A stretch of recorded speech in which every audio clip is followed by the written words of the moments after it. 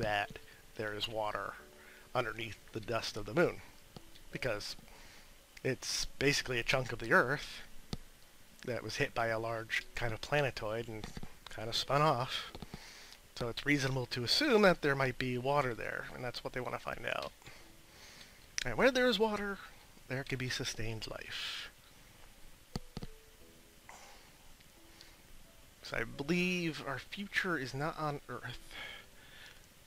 And, I mean, we may never see in any sort of close generation interstellar travel. I don't think that is within our realm of possibilities anytime soon. I think interplanetary travel will probably work out just fine. In fact, if they are able to make RAM scoops and ion-based drives, we can travel fairly quickly between planets. And fairly quickly, I mean, you might be looking at a month instead of years to get to Mars. So it's all kind of relative, all the travel times. I was just reading a book by Arthur C. Clarke, a very famous science fiction author. And if you've ever seen 2001 Space Odyssey, 2010 Space Odyssey, 2010, and then there's another book, 2061, and another book after that, which is 3001, where the astronaut from the original story had been ejected out of the spaceship by the computer that went insane. And in 3001, they find him, just about to leave the orbit of Uranus. Anyway, they revive him because technology in the next 1,000 years had progressed that far that they can restore basically what was no more than a cryogenically frozen person. Oh God.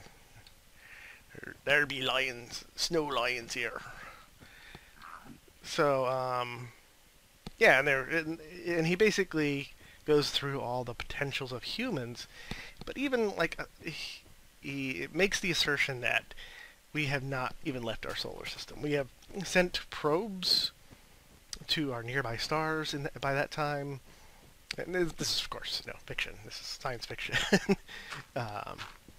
But it is clearly stated that way at that time in that story, that they never left the solar system. It was just the amount of resources it would take to ship humans out even to the nearest star would be crazy at that time. But they were always working on the problem. How to kind of accelerate yourself.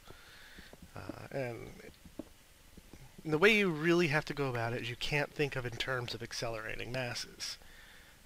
It's just highly inefficient to accelerate mass through space. You have to look more about warping space. That is the way it's going to be. Since you cannot go past the speed of light, and when you approach it, the closer you are to the... Oh, am I even digging a hole? Because I don't have a bed. And the closer you are to the speed of light, the more energy it takes until you want to accelerate a mass into the speed of light, which would take an infinite amount of energy. And so that becomes problematic. And the fact that light is really slow in comparison with the actual size of the universe.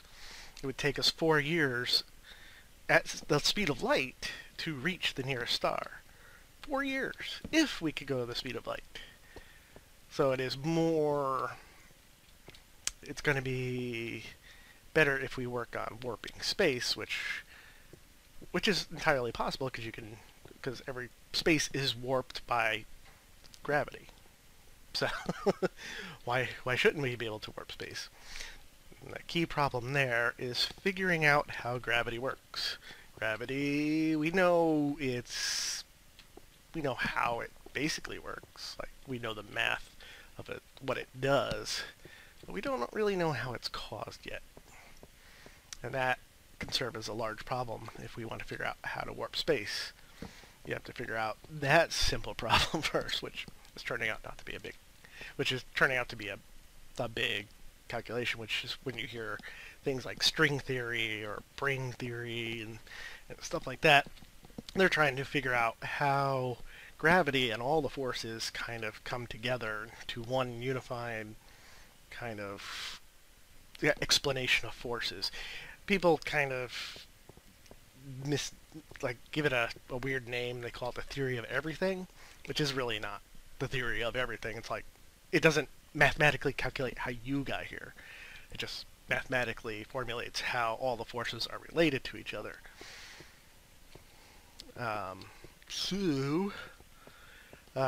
Yeah, we need to figure out that. That would be, and according to the story 3001, they haven't gotten that far yet, and that's 1,000 years time. And I think that's fairly accurate. I think we've had accelerated technology now,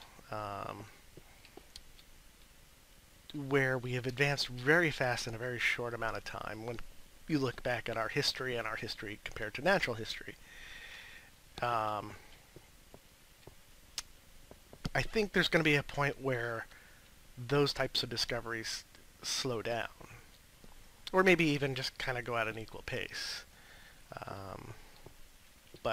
Because I look at it this way, it's the problems get more, as problems get more mathematically complicated, the longer they take to figure out. Oop, right.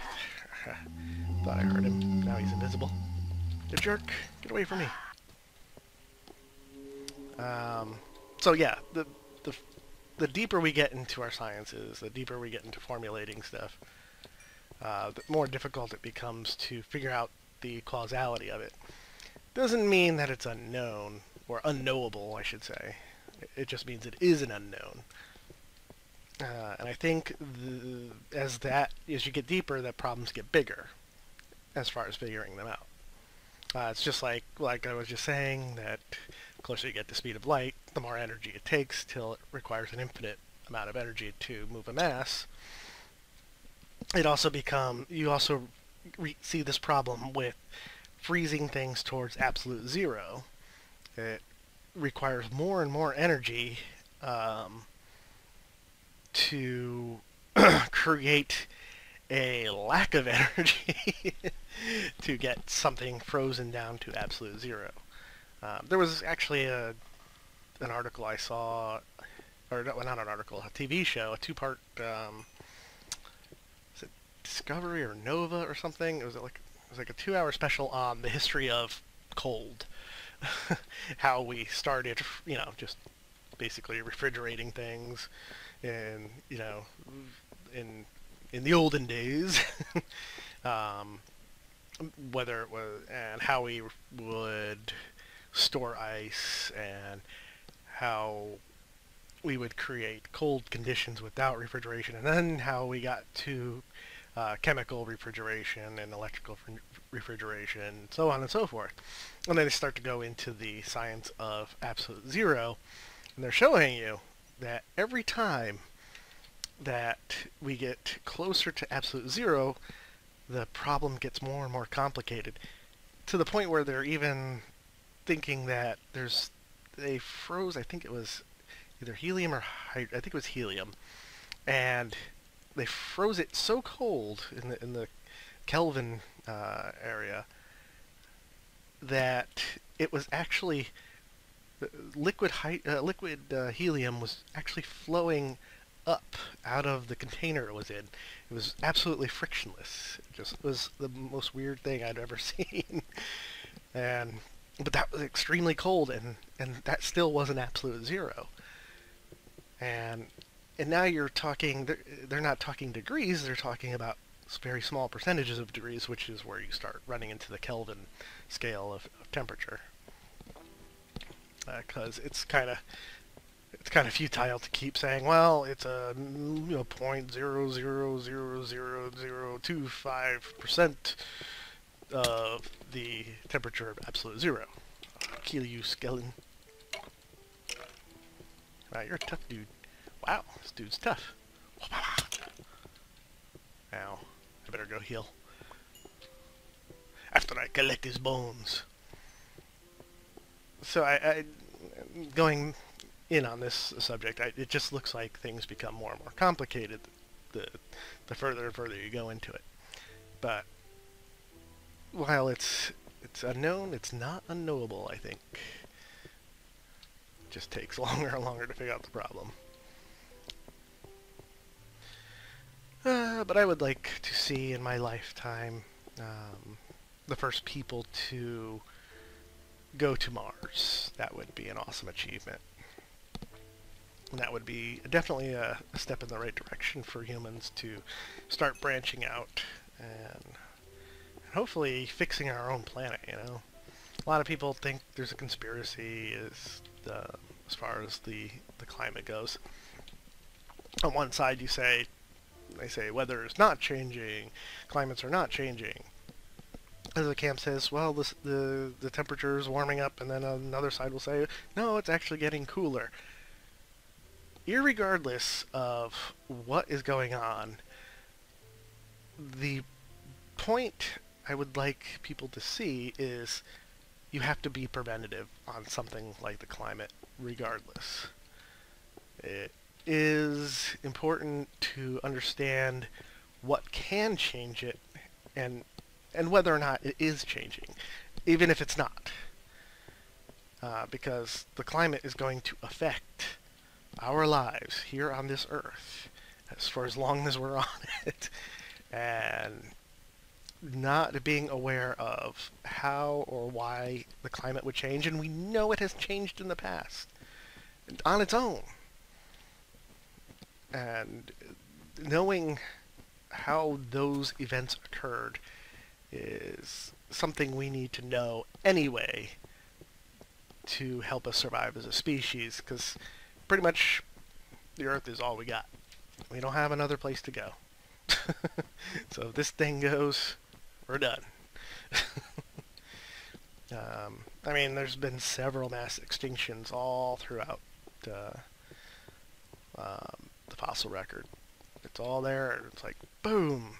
This whole group of life forms has died out. Boom! This whole line of life forms has died out. Huge mass extinctions. Even before the Cambrian area, there was huge extinctions in the biological world that they found of whole orders of microorganisms that had died off. So I think it's just preventative science should be something we should get into, like preventing an asteroid from.